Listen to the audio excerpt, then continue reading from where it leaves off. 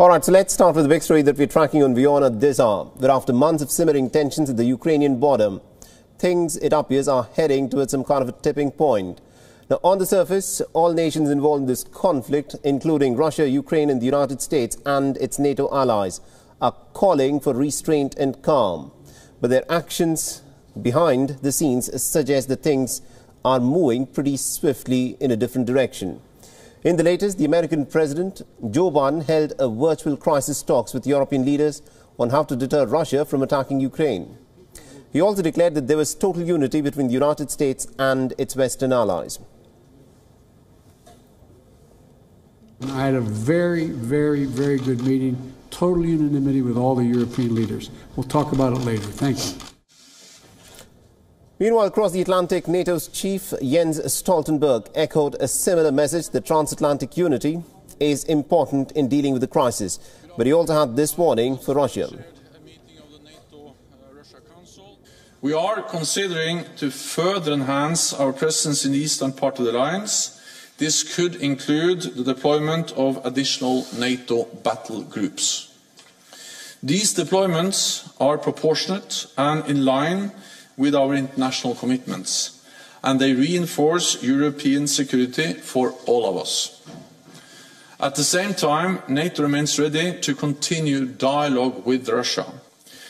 Let me be clear, NATO will not compromise on core principles. We stand for the right of each nation to choose its own alliances, and NATO's door remains open. Meanwhile, NATO has reiterated that it remains willing to continue dialogue with Russia. It's also not going to sit back and do nothing. Jens Stoltenberg said that it is in fact ready to respond to any deterioration in the security situation, including in the strengthening of the collective defense of the NATO nations. Now, so far, NATO has about 4,000 troops deployed in Estonia, Lithuania, Latvia and Poland. They're backed by tanks, air defense and intelligence and surveillance units. What is interesting is that the United States has also now put in place as many as about 8,500 troops that are on high alert to be deployed at a moment's notice.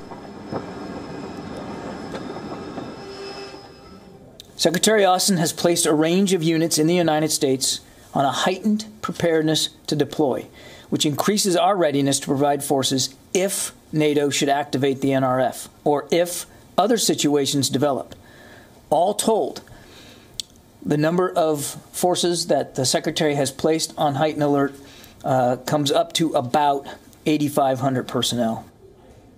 All right, so that, of course, was a statement by the NATO's spokesperson and also the spokesperson of the Pentagon. And to give us more insights in terms of how all of this is being viewed within Moscow, we're joined in by our correspondent, Julia Chapman, who's joining us live from Moscow. Now, Julia, this is an interesting bit of a development that has now come. On the one hand, we've seen negotiations that are unfolding between Russia and the West. But also, in this week, what we are witnessing is that there is an upping of the ante by the Americans. About 8,500 American soldiers, we're going to understand, are ready to be deployed if needed. How is Moscow viewing this? Moscow sees this as further evidence that it is NATO stoking tensions rather than Russia. A spokesperson for the Kremlin said that this decision will not be and cannot be ignored by the Russian military. And he also said that the President Vladimir Putin will be taking all of the necessary measures to protect the country. But certainly this is leading to accusations that it is the West that is provoking Russia rather than the other way around. Russia insists that it has no plans to invade Ukraine, but it does have a substantial military buildup on the Ukrainian border, which the Kremlin says is because of an unfriendly atmosphere in Europe. It says that there is no plan to de-escalate from that border. There are also drills going on between Russian and Belarusian forces north of Ukraine. There are many naval drills being carried out by Russia across the whole world, all the seas that border Russia from the Far Far East to the North Sea to the Baltic Sea and the Mediterranean.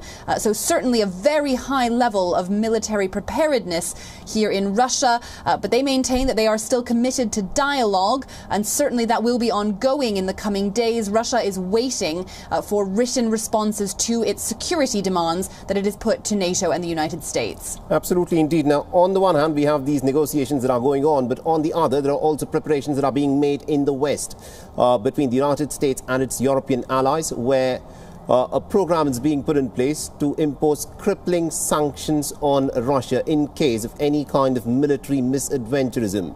Now, Germany has said that it may have a relook at the Nord Stream 2 gas pipeline.